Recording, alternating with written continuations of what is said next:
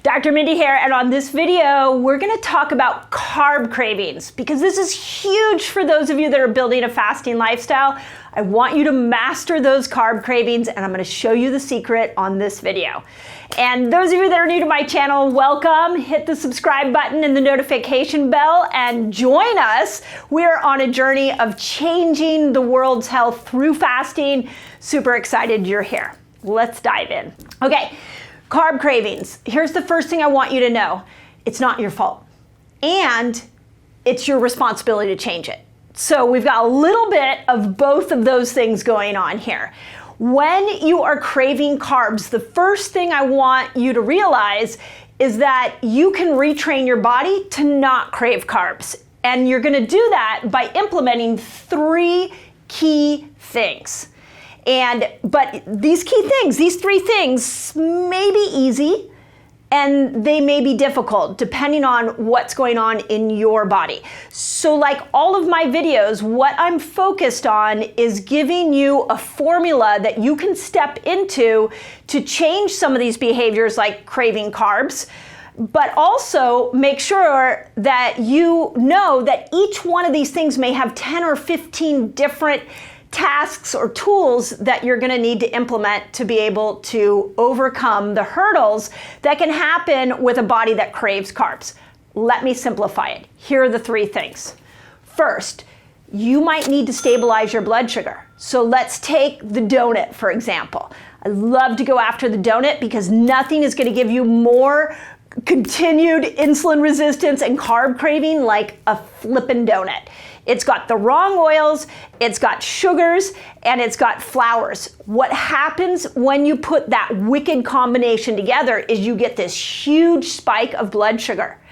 Because the oils are so bad in a donut, what will happen is that it'll make your cells more insulin resistant, which is going to take some time for your blood sugar to actually start to come back down.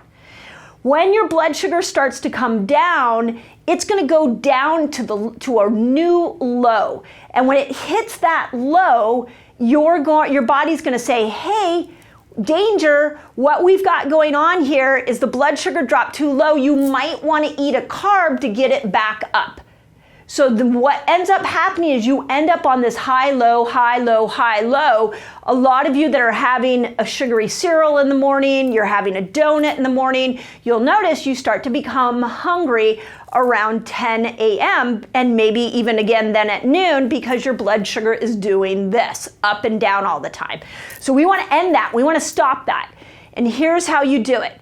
You got to take those refined flours and sugars out of your diet. Try it just for a couple of weeks. If you can do it for 30 days, great.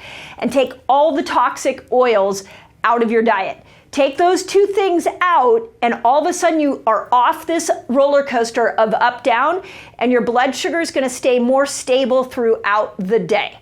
Second thing, you guys know I'm the fasting queen here, and what I want you to do after you've made those food changes is start to compress your eating window. Make sure you're going your intermittent fasting 13 to 15 hours every day. That also is going to help stabilize your blood sugar. So it's the food changes on this one, and it also is the making sure that you're building yourself a fasting lifestyle. Now, I'm going to put a couple asterisks on this one because there's too much to say on stabilizing your blood sugar. And that is, remember, protein and fat are going to give you the most stable blood sugar possible.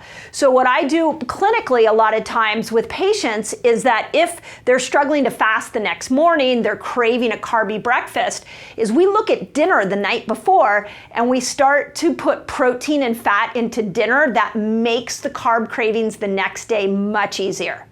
So just a little side bonus there for you. Okay, second thing, balance stress. Okay, I know, like this is one of those ones that when somebody tells me to stop stressing out, it just makes me more stressed. So, but let's talk about what happens when you're in a stress state. You should be constantly throughout a day going into your sympathetic nervous system, which is your fight or flight, and then there should be a relaxation where you go into your parasympathetic nervous system, which is rest and digest. Just like we're meant to go from sugar burner to fat burner in and out all the time, I want to make sure that your nervous system is able to go in and out of sympathetic, parasympathetic. If you have a highly stressed life, if you are driving that fight or flight all the time, what your body's going to do is it's going to say, we need more sugar so that we can start to use it to handle all of this stress and run this fight or flight system. So if you can't stop the stress, what I want you to do is do something what I call practicing parasympathetic. This is training of the parasympathetic nervous system. It is your rest and digest. This is where meditation, breath work, downtime, even walking, a gentle walk, getting out in nature, making sure you're prioritizing sleep. In each one of those things, you are practicing parasympathetic and you are building that nervous system up so that you can go in and out of sympathetic and parasympathetic. When you're able to balance that nervous system, you stop craving carbs because your brain doesn't need as much glucose to be able to drive that fight or flight system. So stress is huge. I can't tell you how many times I've been with a patient who struggled to lose weight, struggled to overcome carb cravings, and what we find is they're in such a stressed life that we have to go after the parasympathetic system first in order to get those cravings to go away. So, food for thought. Okay, third one. This is also huge. You gotta repair your gut. And there is specifically a bacteria or fungus in the gut that will make you crave carbs. It's called Candida. Very familiar with Candida. I spent a lot of my 20s battling Candida. And Candida is a fungus inside your gut that will tell you, hey, we need food, so what we thrive on are carbs. Now, a lot of you guys, I know you have Candida. Some of you might not know that you have Candida, so let me give you some ideas of how you would know. Carb cravings is the number one thing. If you are craving carbs all the time, there's a good chance you've got some Candida in you. Second is a lot of rashes, so especially an itchy rash. You can also have like itchy ears, vaginal itchiness can often happen for women. That can be signs of Candida. And then the third one that is really hard is brain fog. Incredible brain fog can be a sign of Candida. So how do you deal with Candida? Well, I want to give you the fasting lifestyle tool because I have thrown supplements at Candida clinically in my practice, but also I've thrown supplements at Candida for myself and found that they're always temporary. There is one lasting thing to kill Candida, and that's fasting. Okay, I gotta interrupt this video because I have a free guide for you so you can master fasting. It's called A Beginner's Guide to a Fasting Lifestyle, and all you've gotta do is click here and you can jump right in.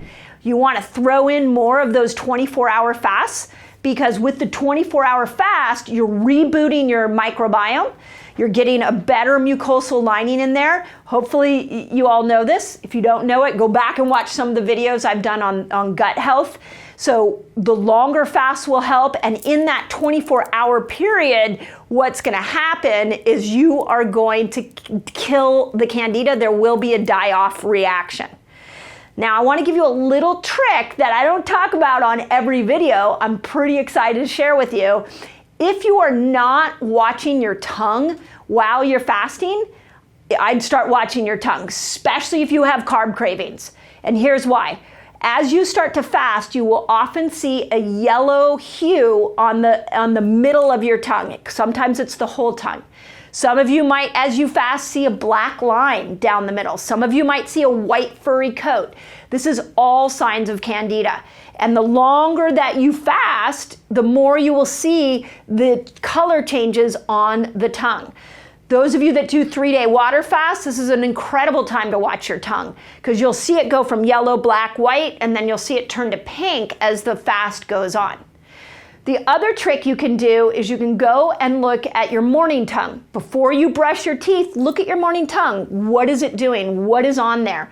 Because it should be pink. If it's white, yellow, or any black, you've got Candida. And that can be contributing to carb cravings. So there you go. Those are literally the 3 things to look at. I love creating checklists for you, so hopefully that gives you a checklist. If you missed all those things, go back. I'm gonna rapid fire them right now so you've got them. Okay, blood sugar. We're off the refined flours, we're off the refined sugar, we're off of the toxic oils, we're adding in protein, we're adding in good fat, we're intermittent fasting. Balancing stress. We are practicing parasympathetic, we're meditating, breath work, cold plunges, doing things that are gonna build up that parasympathetic and making sure we're not staying in fight or flight all the time.